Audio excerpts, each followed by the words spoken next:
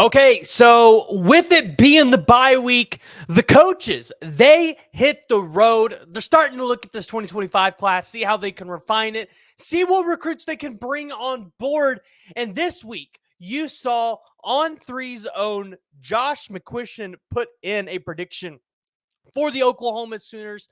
This is a position of need. We're going to talk about it, but we're also going to talk about the defensive line and potentially someone that Oklahoma could be going after. It's somebody that some of you guys have asked about, so we'll dive into it. We'll jump in there. Before we do that, though, as always, if you are new to the channel, make sure you hit that like and hit the subscribe button. Remember, I got diapers to pay for, so I'd really appreciate it. About 66% of you are not subscribed, so just check that little button below. And then, as always, join the discussion, jump in the comments below, and give me your thoughts. So, before we jump into the prediction that was given to us, we got to jump into a potential target for the Sooners on the defensive line. And the reason why this is important is because Oklahoma not only lost Floyd Bucard, who is somebody that we talked about here on the channel, but we also lost Kamori Moore. Now, a lot of the people know about the decommitment from Kamori Moore and why that happened. We're not going to discuss that here, though.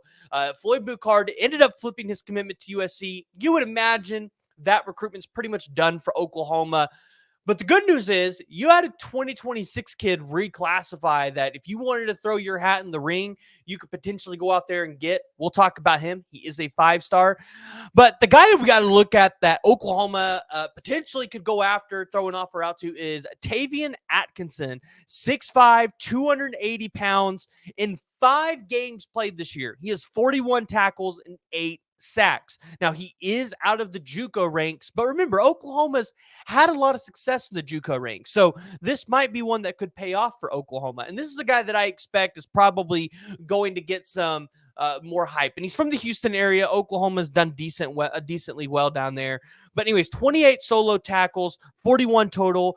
He's got 8 sacks. Like, this dude is a monster. This is a guy that you get him on this team, maybe add another 20 pounds to him. I think he could be a pretty good talent for Oklahoma. So we'll have to see if Todd Bates is going to end up throwing out an offer out there to Taven Atkinson. But one of the other defensive linemen that I think Oklahoma could potentially go after, and again, we've talked about this briefly, but Isaiah Campbell, this was a 4-star guy that was committed to Clemson, ended up decommitting right before the Clemson game.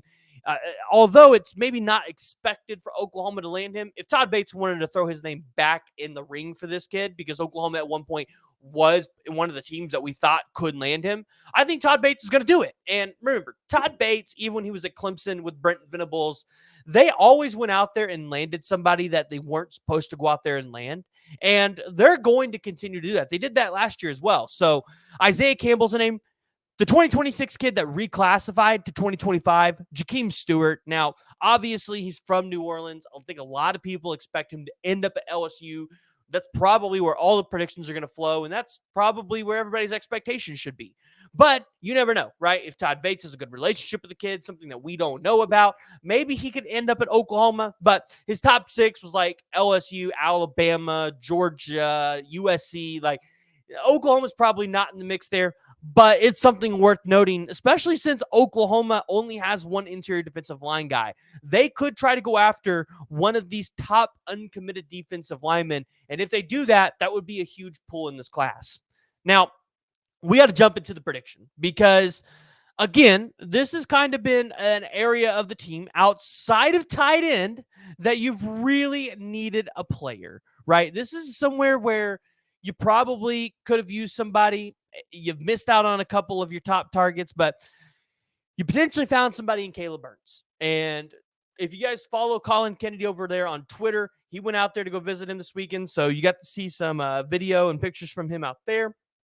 But Caleb Burns, 6'1", 230 pounds, out of Houston, Texas, and Cy Falls High School. So I would imagine Josh McCuistion, being from the Houston area, probably is pretty well tuned in with this recruitment. So I told you guys about Caleb Burns a couple months ago.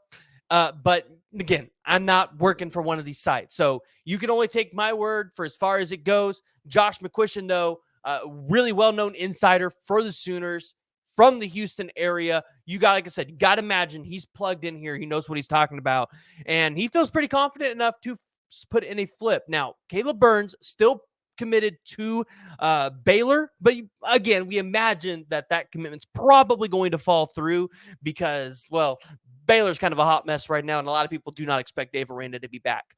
So looking at Caleb Burns, he's got visits to Oregon this upcoming week, and then he'll be back at Oklahoma for the South Carolina game, and he'll be back again, I think, for the Bama game is what somebody told me. So don't hold me to the fire on that one. I think we've only seen Oregon and South Carolina. So you look at Caleb Burns, 40-yard dash, 4.56. So he's got some speed. You obviously like to see him about 4.5 or a little under 4.5. But I mean, you'll take 4.56. 28 reps at 105 or 185 pounds on the bench press. He had squats 400.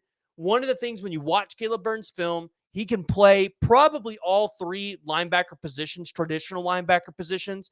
If he comes into BV's defense, probably all four, because you have the cheetah as well. And there could be packages, especially with the way that Zach Alley likes to run the defense, where you have four linebackers. So Caleb Burns, prediction flip to Oklahoma.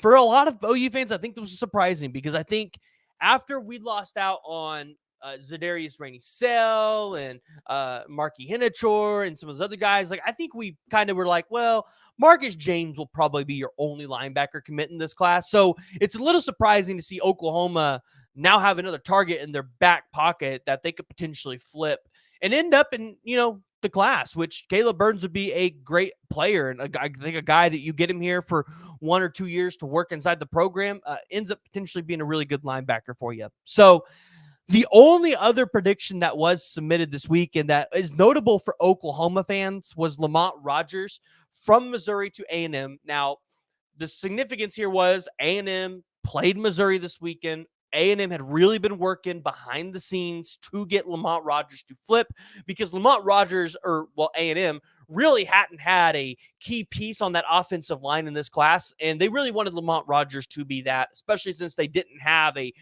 great relationship with Ty Haywood, and really Michael Fasusi was their only other guy, but that relationship still wasn't as great as what Oklahoma or Texas had. So this was the guy that I think they had really zeroed in on and focused on. When he committed to Missouri, I think a lot of people expected this wasn't going to stick. We even talked about him potentially flipping to Oklahoma. But the big news here is with him being predicted by Steve Wiltfong to end up at A&M is A&M is clearly showing that they're willing to pay some money right now to get an elite offensive tackle in this class because they didn't have one. So Oklahoma's got two. You got Ryan Foje and you got Michael Fasusi. So you look at this, Oklahoma's at this point, you can say out of the race for Lamont Rogers, whether you thought they were in it or not. You still got Andrew Babalola out there, but at this point, I really favor Auburn. I think Auburn's got a lot of momentum, especially with the recent addition of Deuce Knight out there. I think he can be the tide that turns the tables in Auburn's favor in that recruitment. So we'll just have to watch. But like I said, the big news, Caleb Burns commits to, or well, not commits. Caleb Burns ends up getting a flip prediction to the University of Oklahoma by Josh McCuistion. We'll have to see if that one comes to fruition and Oklahoma can add another player in this class.